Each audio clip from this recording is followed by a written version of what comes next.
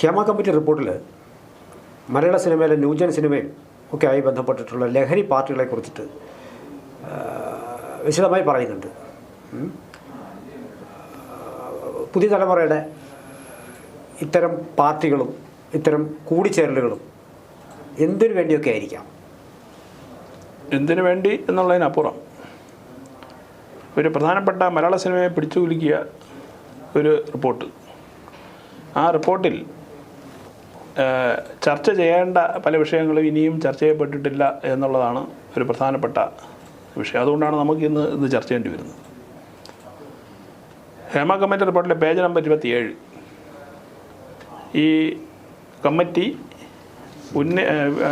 അന്വേഷിക്കാൻ ഉദ്ദേശിക്കുന്ന വിഷയങ്ങൾ അതിൽ ലിസ്റ്റ് ചെയ്യപ്പെട്ടിട്ടുണ്ട്.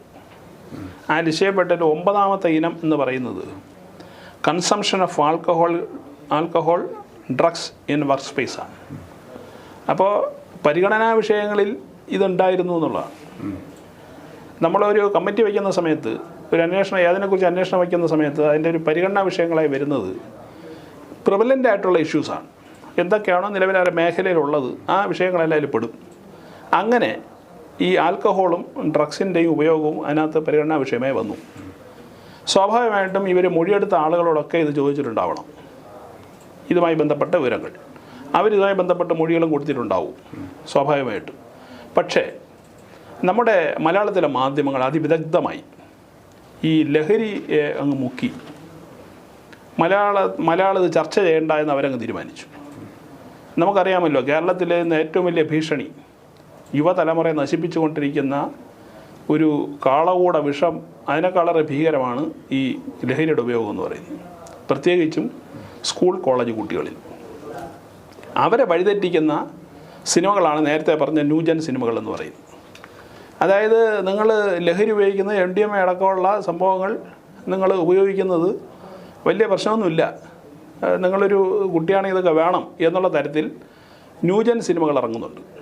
ആ സിനിമകളിൽ വലിയ തോതിൽ പ്രലോഭിതരാണ് നമ്മുടെ നാട്ടിലെ സ്കൂൾ കോളേജ് കുട്ടികൾ. അതുകൊണ്ട് തന്നെ കേരളത്തിൻ്റെ വലിയൊരു ഭീഷണി എന്ന് പറയുന്നത് സ്കൂളിലും കോളേജ്, അത് നമ്മൾ നിത്യേന വാർത്തകൾ കാണുന്നതാണ്. സ്കൂളിലും കോളേജുകളിലുമൊക്കെ ചെറിയ ക്ലാസ്സിലെ കുട്ടികൾ, അതായത് 7ലും 8ലും പഠിക്കുന്ന ക്ലാസ്സിൽ പഠിക്കുന്ന കുട്ടികളിൽ തുടങ്ങുന്ന ഈ ലഹരി ഉപയോഗം എന്ന് വെച്ചാൽ ഈ വലിയ കാറ്റഗറിപ്പെട്ടല്ല, കൂളെന്ന് പറയുന്ന ചെറിയ തരത്തിൽ തുടങ്ങി അവസാനം കൊക്കൈനിൽ MDMAയിലേക്ക് ഇത് വളരുന്നത് ഇങ്ങനെയാണ്. അപ്പോൾ ഇവരെല്ലാം പ്രലോഭിപ്പിക്കുന്ന ആരാ? ഈ പ്രലോഭനം കൊടുക്കുന്നതെല്ലാം ഈ സിനിമകളാണ്, പ്രത്യേകിച്ച് ന്യൂജൻ സിനിമകൾ.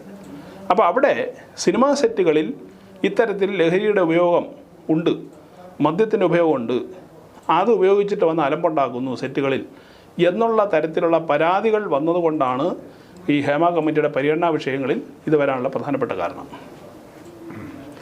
ഈ സിനിമ എന്ന് പറയുന്നത് ഇപ്പോൾ കലാകാരന്മാർ ഇങ്ങനെ ഇരിക്കണം, ഇതൊക്കെ ഉപയോഗിക്കാം എന്നൊക്കെ പറയുന്നൊരു നടപ്പ് രീതിയുണ്ട്.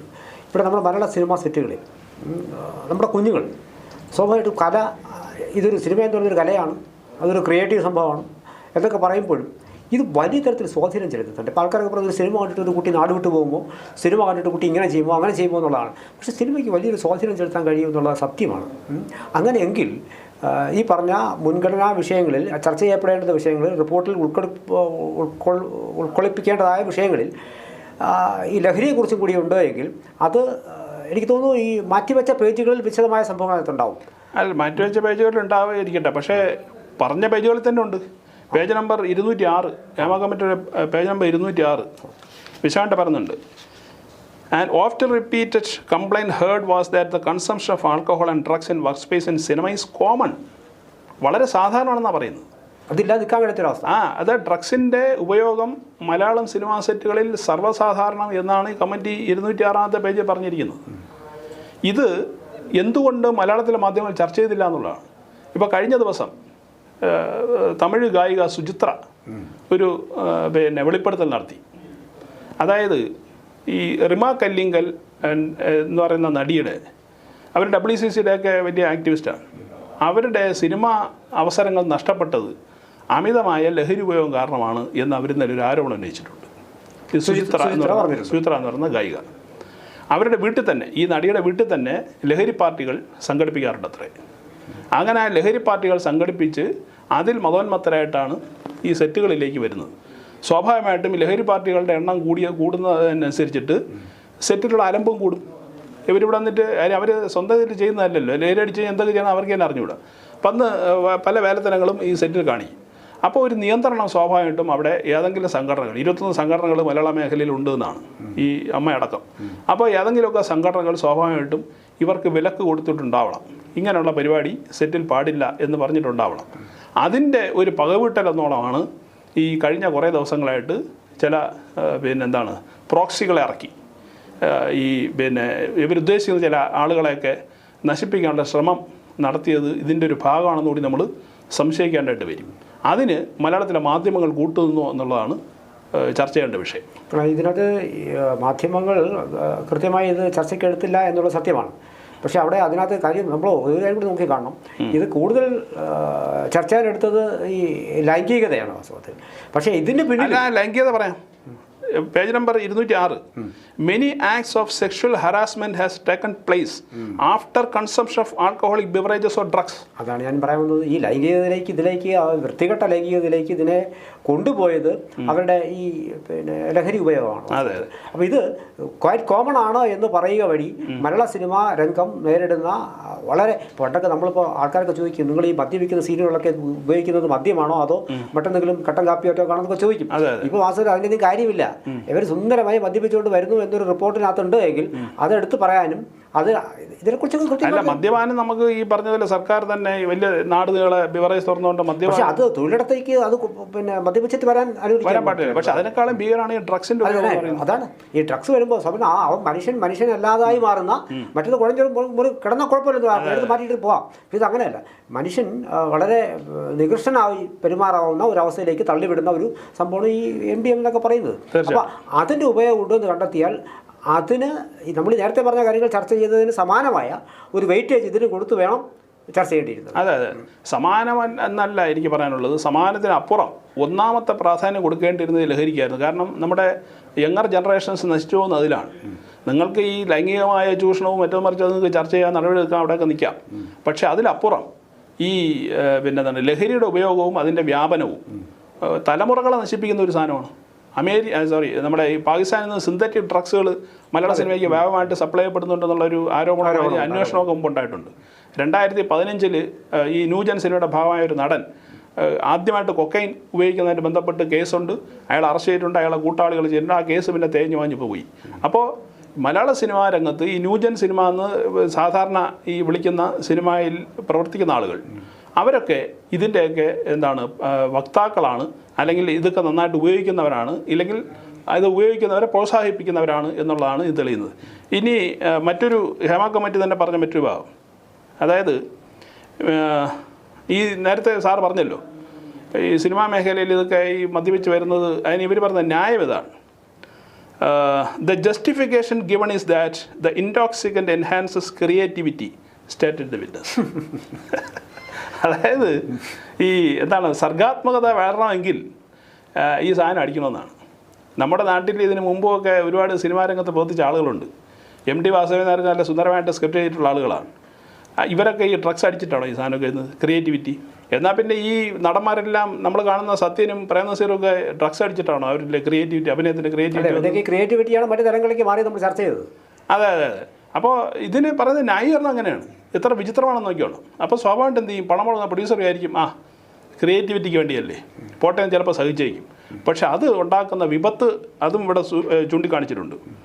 Directors and producers have experienced several difficulties like a non-punctuality of shooting location by the new generation actors and actresses who consume drugs using very abusive language against the producers who are constrained from taking any severe steps lest they lost the money and they had invested in the far എന്നാണ് പറയുന്നത്. അതായത് ഈ new gen സിനിമയുടെ നടിമാരും നടന്മാരും ഈ drugs ഉപയോഗിച്ച് വരുന്ന അങ്ങനെ അത് പങ്ക്ച്വലല്ല, സമയത്തിന് സെറ്റിൽ വരില്ല. സമയത്തിന് സെറ്റിൽ വരാത്തത് കൊണ്ട് താമസം ചോദിച്ചു കഴിഞ്ഞാൽ ഇയാളെ ചീത്ത വിളിക്കും. പ്രൊഡ്യൂസർ ചീത്ത വിളിക്കും, പണം മുടക്കിയവനെ. ഇദ്ദേഹം ഇത് കേട്ടോണ്ട് നിൽക്കും. എന്താ കാര്യം? പൈസ മുടക്കിയതല്ലേ, ഈ സാധനം തീർത്തെടുക്കണമല്ലോ.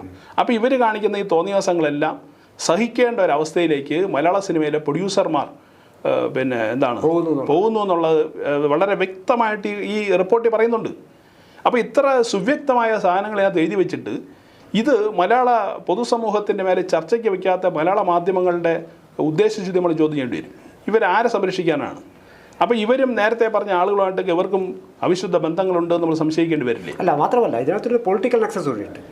അപ്പോൾ ഇപ്പോൾ എന്നോടൊപ്പം ചേർന്ന് നിൽക്കുന്ന, എൻ്റെ രാഷ്ട്രീയ ധാരയോടൊപ്പം ചേർന്ന് നിൽക്കുന്ന ആൾക്കാരെ രക്ഷിക്കുക എന്നൊരു സംഭവം കൂടി ഇതിനകത്തുണ്ട്. ഏറ്റവും രസകരമായ കാര്യം എന്ന് പറഞ്ഞാൽ ഈ ക്രിയേറ്റിവിറ്റിയെ ഇതിനകത്ത് വലിച്ചഴിക്കുന്നത് എന്തിനാണ്? നിങ്ങൾ ഒരു ബിൽഡിങ്ങിൻ്റെ ഒരു ആർക്കിടെക്റ്റാണ് ഇരിക്കട്ടെ, അയാളൊരു ബിൽഡിങ് അയാൾ ആ വരയും കുറിയൊക്കെ നടത്തുമ്പോൾ അതും ഒരു ക്രിയേറ്റിവിറ്റിയാണ്. ക്രിയേറ്റിവിറ്റി എന്ന് വെച്ചാൽ ഈ സിനിമയും കവിതയും കഥ എഴുതുന്നത് മാത്രമല്ലല്ലോ, അതിന് മാത്രമേ ഉള്ളൂ ക്രിയേറ്റിവിറ്റി. അപ്പോൾ ക്രിയേറ്റിവിറ്റിയുടെ പേരിൽ ഈ മദ്യം ഉണ്ടെങ്കിലേ അത് നടക്കുള്ളൂ. അത് വീട്ടിൽ നിന്ന് നടത്തേണ്ടതുള്ളതാണ്. പൊതു ഇടത്തേക്ക് വരികയും മറ്റുള്ള ആൾക്കാർക്ക് ബുദ്ധിമുട്ട് സൃഷ്ടിക്കുകയും ചെയ്യുന്ന ക്രിയേറ്റിവിറ്റിയെ വേണ്ടാന്ന് വയ്ക്കാനുള്ള ഒരു മനസ്സ് മറ്റുള്ളവരോട് കാണിക്കണം. പക്ഷെ പലപ്പോഴും ഇത് ചെയ്യാൻ കഴിയില്ല അവർക്ക്. അല്ല, അതിനെ ഇത്തരം ഈ മുടന്തൻ ന്യായങ്ങൾ പറയുന്ന ഇത്തരം ക്രിയേറ്റിവിറ്റി ഉള്ള ആളുകളെയൊക്കെ മലയാള സിനിമയിൽ നിന്ന് ചവിട്ടി പുറത്താക്കേണ്ട കാലം അതിക്രമിച്ചു. മലയാള സിനിമ എന്ന് പറയുന്ന ലോകത്തിൽ പ്രശസ്തമായിട്ടുള്ള നമ്മുടെ കൊച്ചു കേരളത്തിൻ്റെ സിനിമ ഇനിയും ഉയരങ്ങളിലേക്ക് പോകണമെങ്കിൽ ഈ ചെറിയ താല്പര്യം കൊണ്ട് നടക്കുന്ന ഇത്തരക്കാരെയൊക്കെ മലയാള സിനിമയിൽ നിന്ന് ചവിട്ടി പുറത്താക്കേണ്ട സമയം കഴിഞ്ഞു. പക്ഷേ എന്താ സംഭവിക്കുന്നത്? ഇവരെ സംരക്ഷിക്കുന്ന നിലപാടാണ് ഇവിടെ സ്വീകരിക്കുന്നത്. ഇപ്പോൾ ഈ നേരത്തെ പറഞ്ഞ ഈ വലിയ മുന്നണി പോരാളിയായിട്ട് നിൽക്കുന്ന സ്ത്രീക്കെതിരെ ഇന്നലെ ഈ നമ്മുടെ ഗായിക ഈ ആരോപണം ഉന്നയിച്ചപ്പോൾ നമ്മുടെ മലയാളത്തിലെ ചില മാധ്യമങ്ങൾ ആദ്യം ആ വാർത്ത ഇട്ടിട്ട് അരമണിക്കൂറൊന്ന് മുക്കിക്കളഞ്ഞു. ഈ വാർത്ത അരമണിക്കൂറിനകത്ത് മുക്കി. അവിടെയാണ് നേരത്തെ പറഞ്ഞ പൊളിറ്റിക്കൽ നെക്സസ് കൂടി കളിക്കുന്നത്. ഇത് പൊളിറ്റിക്കൽ അല്ലല്ലോ, ഇത് ഈ മീഡിയയുടെ നെക്സസ് ആണല്ലോ ഇവിടെ പറയുന്നത്. അല്ല, മീഡിയയുടെ നെക്സസ് അല്ല, മീഡിയയ്ക്കുള്ളിൽ തന്നെ ഇതിനെ മുക്കിക്കളയാനുള്ള പല ധാരകളുണ്ടല്ലോ, ചിന്താധാരകൾ. ഒരുമിച്ച് നിൽക്കുന്ന ചിന്താധാരപ്പെട്ട ആളായിരിക്കാം മറുവശത്തുള്ളത്. അപ്പോൾ ആ മീഡിയക്കകത്തു തന്നെ ഇത്തരത്തിലുള്ള എന്നാലും ഇവർ വലിയ ഈ സമൂഹ പ്രതിബദ്ധത കാണിക്കുന്നവർക്ക് ഈ കാര്യത്തിൽ സാമൂഹ്യ പ്രതിബദ്ധതയൊന്നുമില്ലേ ഈ മീഡിയയ്ക്ക്? ഇതിലും കാണും. അല്ലെന്നേ, നമ്മുടെ ജനറേഷൻസ് നഷ്ടപ്പെട്ടുകൊണ്ടിരിക്കുന്ന അല്ലെങ്കിൽ ഈ പറഞ്ഞ ലഹരി ഉപയോഗം വ്യാപകമാകുന്ന ഈ സാഹചര്യത്തിൽ നമ്മുടെ മീഡിയയ്ക്ക് ഒരു ഉത്തരവാദിത്വമില്ലേ?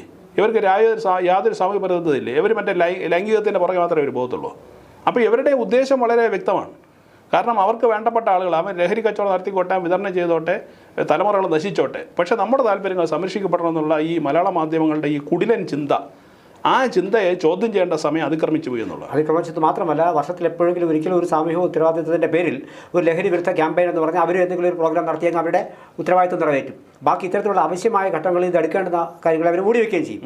അതിൽ ഇത് മീഡിയ വേണം ഇതിനെ കൂടുതൽ മുന്നോട്ട് കൊണ്ടുവരേണ്ടത്. അത് കൊണ്ടുവരാതിരിക്കുന്നത് അവരുടെ ആദ്യ ഉത്തരവാദിത്തങ്ങളെപ്പോലും അവർ മറക്കുന്നു എന്നുള്ളതുകൊണ്ടാണ്. അല്ല, അങ്ങനെ ഈ മറക്കുന്നതും മുക്കുന്നതുമാണ് ആനുകാലികം വെളിയിൽ കൊണ്ടുവരാൻ ഉദ്ദേശിക്കുന്നത്. നമ്മൾ അതുകൊണ്ടാണ് ഈ സാധനം ചർച്ച ചെയ്യുന്നത്. എത്ര മീഡിയകൾ ഈ വിഷയം ചർച്ച ചെയ്തു എന്നുള്ളതാണ്. അപ്പോൾ സാമൂഹ്യ പ്രതിബദ്ധത ഞങ്ങൾക്കുള്ളതുകൊണ്ട് നമ്മുടെ യങ്ങർ ജനറേഷൻസ് ഇനിയും നന്നായി മുന്നോട്ട് പോകണം എന്നുള്ളത് കൊണ്ടും ഇവർ മുക്കുന്ന ഇത്തരത്തിലുള്ള വാർത്തകൾ നമ്മൾ ഇനിയും ചർച്ച ചെയ്തുകൊണ്ടേയിരിക്കും. ആയിക്കോട്ടെ.